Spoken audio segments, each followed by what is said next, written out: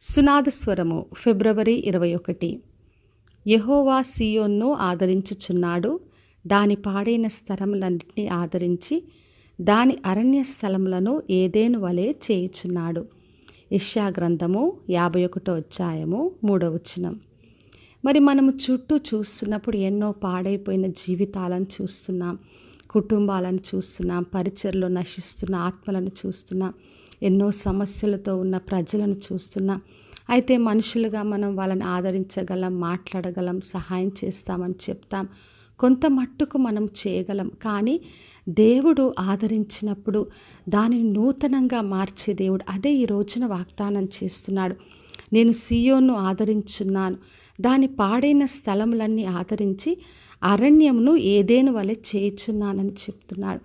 అంటే అరణ్యం వంటి పరిస్థితులైనా, పాడైపోయిన స్థితులైనా, పాడైపోయిన జీవితాలైనా ఏవైనా కూడా దేవుడు ఆదరించినప్పుడు అది నూతనంగా మార్చబడుతుంది. పాతయన్నీ కూడా తొలగించబడి నూతన సృష్టిగా మార్చబడతారు. అందుకే చెప్తున్నాడు, ఎడారి భూములను యెహోవా తోటవలె చేస్తానని చెప్తున్నాడు. మరి ఎడారి వంటి పరిస్థితి అయినా, అన్నీ కోల్పోయిన స్థితి అయినా, ఎక్కడ చూసిన ఎటువంటి ఆశ లేని స్థితి అయినా కూడా దేవుడు యెహోవా తోటవలె మరి ఆయన చేసే దేవుడై ఉన్నాడు.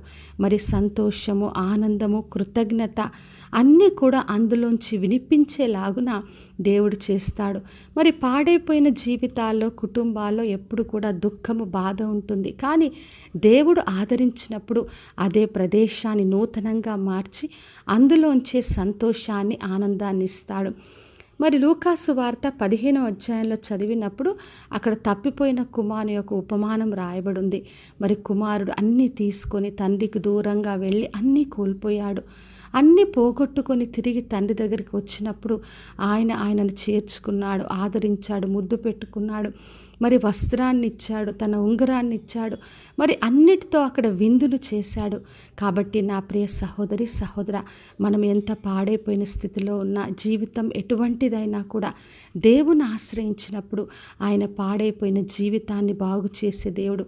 మన పాపపు స్థితి అయినా, గతంలో ఉన్న పొరపాట్లైనా, ఎటువంటి స్థితి అయినా, పాడైన జీవితాలైన, కుటుంబమైనా అన్నీ కూడా మార్చి నూతనంగా చేస్తాడు.